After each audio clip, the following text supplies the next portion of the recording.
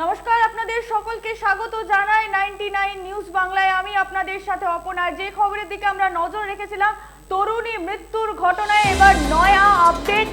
কাকসা থানা চত্বরে এবার ফরেন্সিক দল তরুণী মৃত্যুর ঘটনায় নয়া আপডেট। দুর্ঘটনাগ্রস্ত দুটি গাড়ি পরীক্ষা করলো 6 সদস্যের ফরেন্সিক দল। ঘটনার 4 দিন পরও গ্রেফতারির তালিকা শূন্য। আবারও আপনাদের জানিয়ে রাখি, তরুণী মৃত্যুর ঘটনায় নয়া আপডেট। কাকসা থানায় এলো ফরেন্সিক দল। দুর্ঘটনাগ্রস্ত দুটি গাড়ি পরীক্ষা করলো 6 সদস্যের ফরেন্সিক দল। ঘটনার 4 দিন পরও গ্রেফতারির তালিকা শূন্য।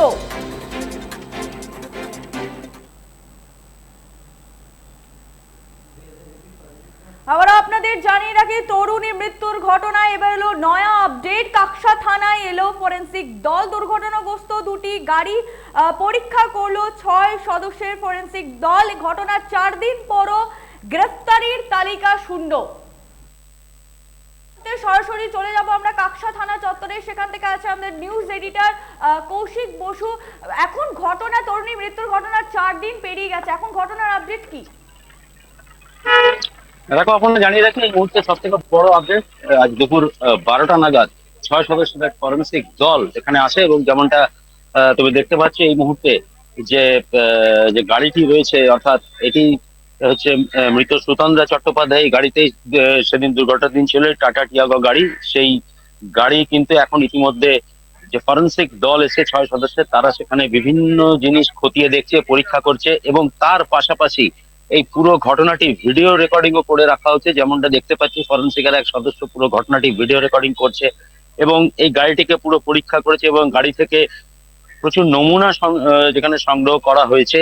ফরেন্সিকের দল এসেছে, তারা কিন্তু পুরো পুরো বিষয়টি খতিয়ে দেখছে এবং এরপরে এখানে এর পাশেই রয়েছে কিন্তু এ পাশে যে সাদা সেই ক্রেটা গাড়ি, সেই গাড়িটিকেও কিন্তু ফরেন্সিক দল পরীক্ষা করবে। এই সুতন্দ্রা চট্টোপাধ্যায়ের যে গাড়ি, সেটা ইতিমধ্যেই পরীক্ষা করে এখন তারা কিন্তু যাচ্ছে ওই যে সাদা যে গাড়িটি রয়েছে, ক্রেটা গাড়ি, যে গাড়ির মালিক বাবলু যাদব, সেই গাড়ি কিন্তু ফরেন্সিক দল তারা পরীক্ষা করতে যাচ্ছে এবং একই পদ্ধতিতে সেখান থেকেও তারা নমুনা সংগ্রহ করবে এবং এর পাশাপাশি এই গাড়ি থেকেও বেশ কিছু নমুনা তারা সংগ্রহ করেছে এবং সেটা তার পুরোটাই ভিডিও রেকর্ডিং হয়েছে, ফটোগ্রাফি হয়েছে এবং এখন তারা এই মুহূর্তে কিন্তু বাবলু যাদবের যে গাড়ি রয়েছে সেই গাড়ি কিন্তু এখন তারা পরীক্ষা করছে। ফলে পুরো বিষয়টাতে গত 4 দিন ধরে যে একটা পুলিশি তদন্ত, সেই তদন্তে কিন্তু এই মুহূর্তে যথেষ্টই সক্রিয়তা এসছে, এটা কিন্তু বলা যেতেই পারে। তবে মূল প্রশ্ন যেটা, সেটা হচ্ছে যে এই যে সাদা ক্রেটা গাড়ির যে মালিক বাবলু যাদব, সে কোথায়?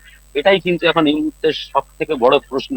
এবং এর পাশাপাশি গতকাল আমরা যেমন দেখিয়েছিলাম যে গতকাল মৃত যে তরুণী সুতন্দ্রা চট্টোপাধ্যায়, তার যারা সহকর্মী, তাদের এক সহকর্মীকে কিন্তু ডেকে ইতিমধ্যে গোপন জবানবন্দি নেওয়া হয়েছে দুর্গাপুর আদালতের। পাশাপাশি আরো একজন তার সহকর্মী, যে মূল অভিযোগকারী ছিল মিন্টু মন্ডল, তাকেও কিন্তু গতকাল রাতে কাঁকসা থানায় নিয়ে আসা হয়েছিল। পরে পুরো বিষয়টাতে এখনো পর্যন্ত কিন্তু ধোঁয়াশা। তবে যতক্ষণ পর্যন্ত না বাবলু যাদব গ্রেপ্তার হচ্ছে, ততক্ষণ পর্যন্ত কিন্তু এই যে রহস্য মৃত্যু বা এই যে পুলিশি তদন্ত, তাতে কিন্তু কোন রকম বিষয়টা যে ঠিক কতটা এগিয়েছে সেটা কিন্তু ইতিমধ্যে এখনো পর্যন্ত প্রশ্নের মুখে। অপর্ণা। ধন্যবাদ কৌশিকদা। আবারও আপনাদের জানিয়ে রাখি, তরুণী মৃত্যুর ঘটনার নয়া আপডেট। কাকসা থানায় এলো ফরেন্সিক দল। দুর্ঘটনাগ্রস্ত দুটি গাড়ি পরীক্ষা করলো 6 সদস্যের ফরেন্সিক দল। ঘটনার 4 দিন পরও গ্রেফতারির তালিকা শূন্য এবং এই ঘটনারই নয়া আপডেট। কাকসা থানায় এবার ফরেন্সিক দলের 6 সদস্য এবং দুর্ঘটনাগ্রস্ত দুটি গাড়ি পরীক্ষা করলো 6 সদস্যের ফরেন্সিক দল।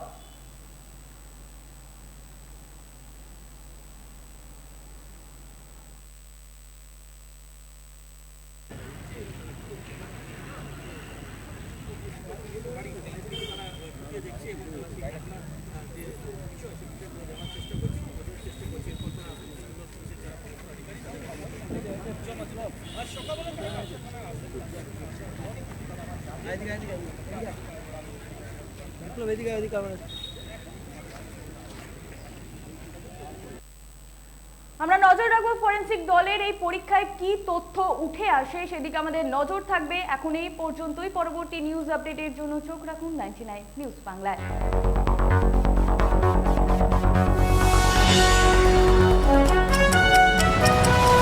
আপনারা দেখছেন 99 নিউজ বাংলা। বদলাবো আমরা।